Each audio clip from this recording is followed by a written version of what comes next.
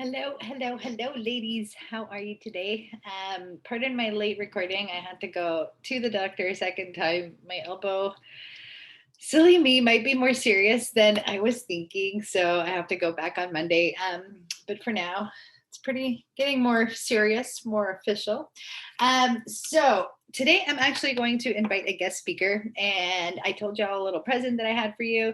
So in your email boxes, you will find an email from me with your unique code. So the author that I'm going to introduce you to today, his name is Stephen Kotler, and he is one of the leaders in flow research. And I wanted to create a class for you guys, but obviously with everything going on, we're going to improvise. So I'm going to show you a little 12-minute presentation about flow and getting into flow states, make you familiar with Stephen in today's class. And when you check your email box, I've got his latest ebook, The Art of Impossible. Well, it's a real hardcover book. I've got those coming too, but for now, I don't have those. So I have his ebook and an audiobook download code for you all to use for yourselves.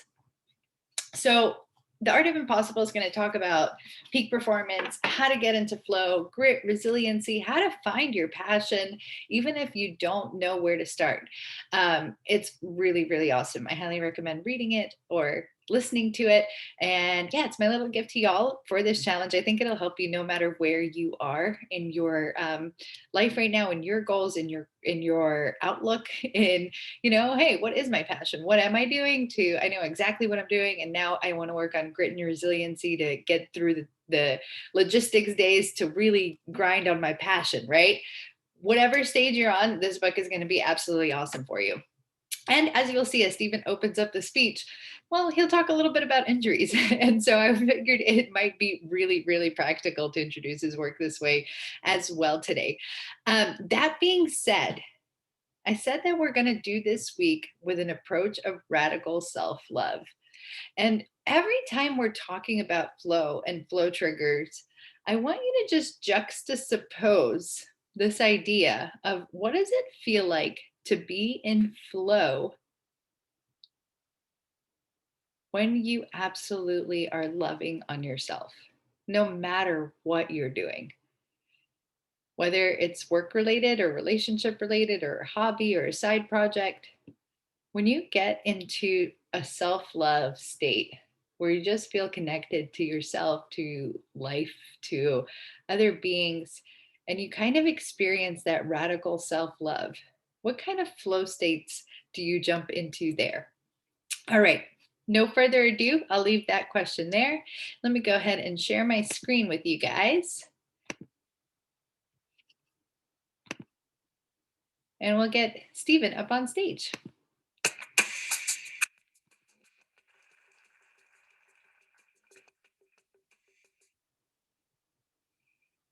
I study ultimate human performance, or what it takes to be your best when it matters most, what it takes to do the impossible. And when I say something like ultimate human performance out loud and in public, most people tend to think of anybody but themselves. We picture astronauts or Navy SEALs or genius innovators. So I want to be clear. When I say, what does it take to be your best when it matters most? I mean, what does it take for you to be your best when it matters most? What does it take for you to do the impossible? And I came to this topic from an unusual direction, journalism. In the early 1990s, I became a journalist. And at the time, action sports were beginning to grab the public's imagination. So back then, if you could write and you can surf, or you could write and you could ski, or you could write and you could rock climb, there was work. I couldn't do any of those things very well, but I needed the work. So I lied to my editors, and I was lucky enough to spend the better portion of 5 years chasing athletes around mountains.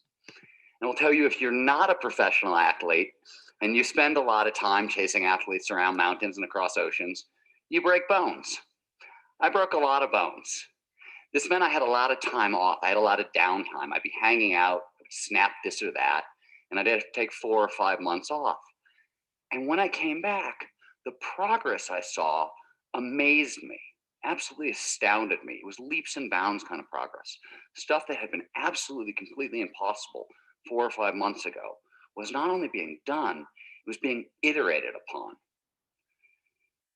Now, Sports performance, as a general rule, it's slow, it's steady, it's governed by the laws of evolution. As a general rule, in athletics, we break records every 5 to 10 years, not every couple of months. But that was exactly what was going on in action and adventure sports. And I want to give you a couple of examples.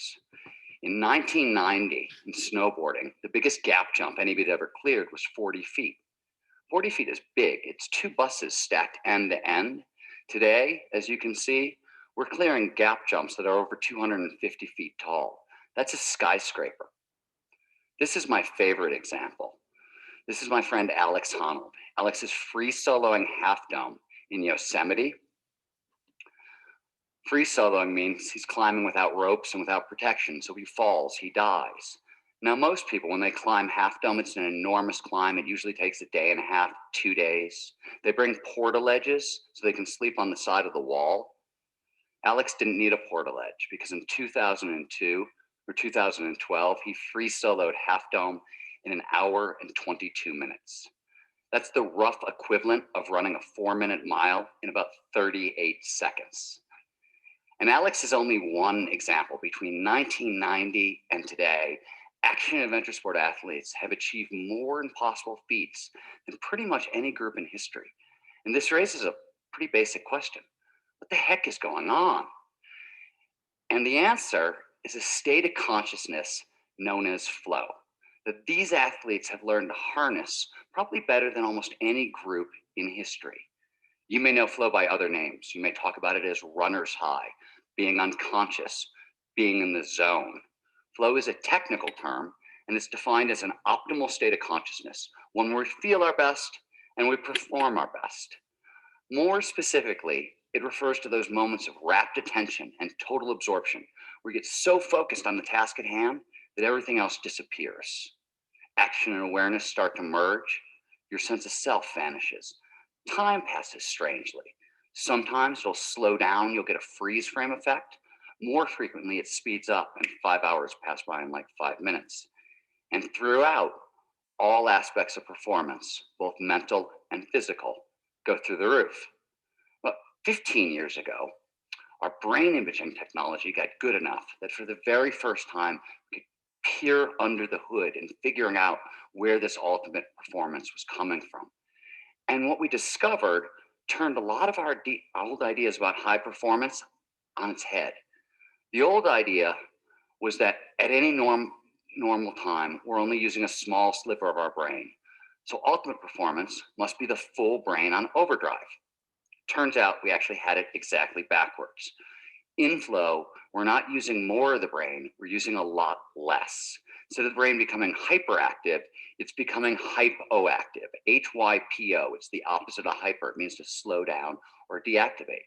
And the main portion of the brain that's deactivating is your prefrontal cortex. Now, this is the part of your brain that governs all of your higher cognitive functions. Complex decision-making, long-term planning, sense of morality, sense of will. Why does time pass so strangely when we're in the zone? Because time is calculated all over the prefrontal cortex. And when parts of it wink out, we can no longer separate past from present from future. And we're instead plunged into a state researchers talk of as the deep now. Something similar happens to your sense of self. Self is also calculated all over the prefrontal cortex. And as parts of it wink out, we can no longer perform this calculation. Now, when your sense of self goes quiet, it turns off your inner critic. That nagging, always on, defeatist voice in your head, your inner Woody Allen. In flow, Woody goes quiet. Now, we experience this as liberation, as freedom. We're actually getting out of our own way. Risk-taking goes up. Creativity goes up. Now, besides these changes in neural anatomical function, we also get a big dump of neurochemistry in flow. 5 of the most potent neurochemicals the brain can produce show up in the state, and flow appears to be the only time we get access to all 5 at once. And if we want to understand how these action adventure sport athletes did the impossible, neurochemistry gives us a big clue. First of all, it enhances all aspects of physical performance. Muscle reaction time increases. Our sense of pain gets deadened, so strength increases. But the bigger impact is cognitive. mental performance. These neurochemicals surround all three sides of the so-called high performance: motivation, creativity, and learning. In motivation, these five chemicals that show up, they're all pleasure drugs. In fact, they're the five most potent pleasure drugs the brain can produce, which means flow is one of the most addictive states on earth. Researchers don't like the word addictive, so instead they talk about it as the source code of intrinsic motivation. But this motivation is so great that when McKinsey did a 10-year study, they found that top executives in flow report being 500% more productive than out of flow. That's a huge leap in productivity. That's a huge leap in motivation. And we see something similar with creativity. Creativity is a word that gets mistaken a lot, but it fundamentally is a recombinatory process. It's what happens when the brain takes in novel information, combines it with old ideas to come up with something startlingly new.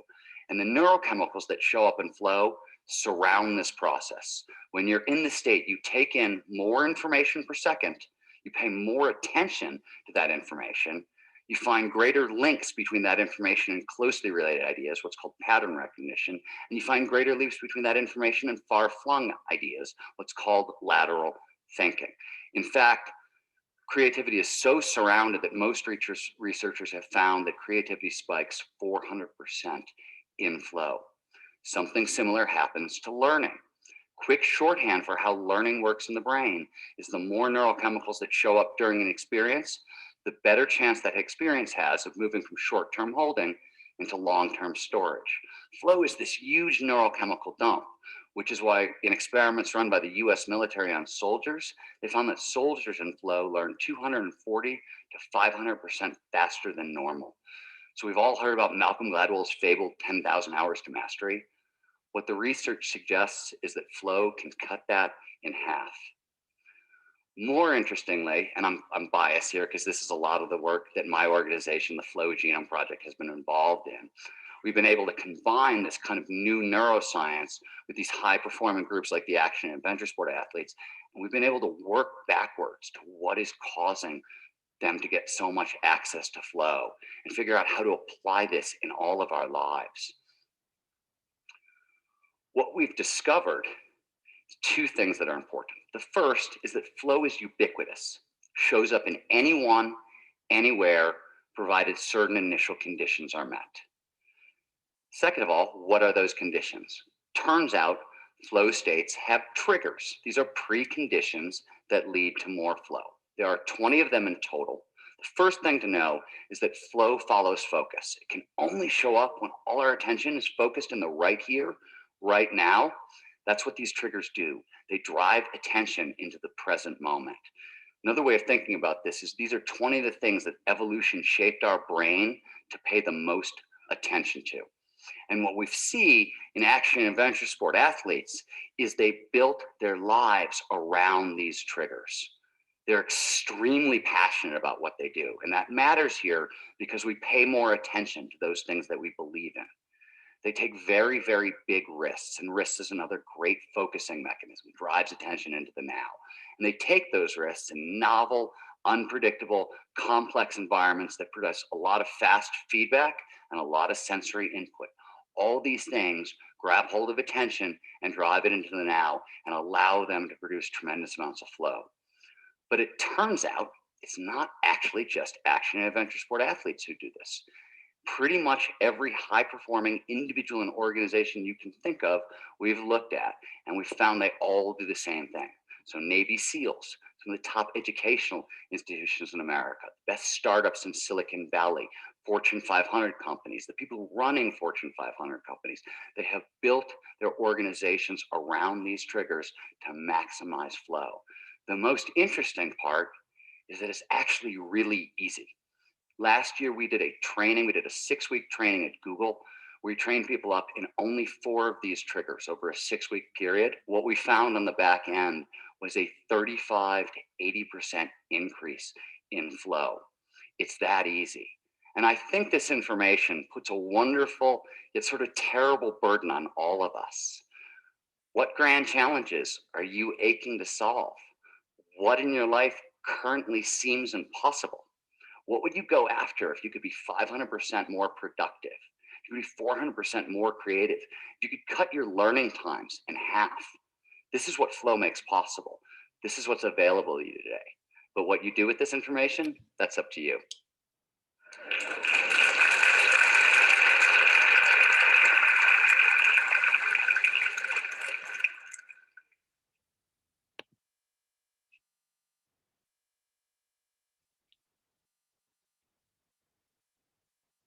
All right, y'all. So your homework for today. Hope that video was inspiring, by the way. Actually, let me back up just a second. You know what? I'm going to stop my screen share for just a sec. Let's process what we just heard. So cool, right? What if you could cut your time in half, the task, the efforting, the push, and just go to creating from innovation and creativity? And what Stephen was saying in that speech, so a lot of things, but one of the things that I really wanted to highlight for today is, first and foremost, when he was saying that when you're in flow, you kind of dissolve from your own identity, right? You become at one with your project, with what you're doing. All of those negative self-doubt thoughts go away. For athletes, that looks like taking bigger risks. For ourselves and our businesses and our lives and our relationships, that might look like going on Bumble for the first time in 10 years. Or that might look like launching a new course or a new program in our business without knowing how to do it, right?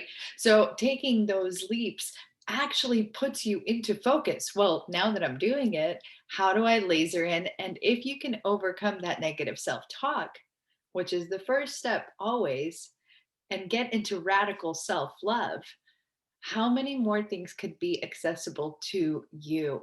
And I start with that concept, right? And like I said, we don't push for goals and we don't try to achieve and hustle and create things until we have this foundation of understanding that, whoa, loving on myself is a way of accessing flow. And when I do that, all of my tasks are going to get cut down. I'll be able to do things quicker and more better, and have greater effect and efficiency and proficiency in what I do. So today's homework, y'all, is going to be really fun. I'm going to link this in our room as well. You're going to go to the Flow Genome Project, and you are going to take a test. You know what? Here, I'll show you how this works from here. Oh, I'm not sharing my screen. Hold on. Let's do this. So basically, you will, I'll link this for you guys. Go to the Flow Genome Project. This is one of Stephen Kotler's websites and one of his works. And what you're going to do, and I'll actually link this for you, but you're going to say, what is your flow profile? And you can, this is a fun site to play on. But basically you hit unlock your flow profile. And if you want to, you can find out more about it. But it's a short little quiz that has 10 questions. So you'll click the answers.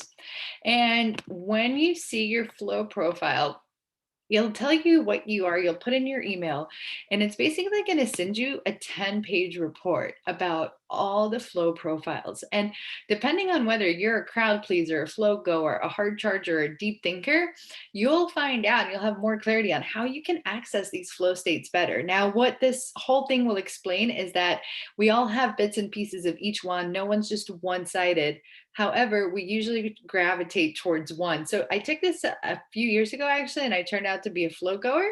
And today I learned that I was where is it? Oh, right here.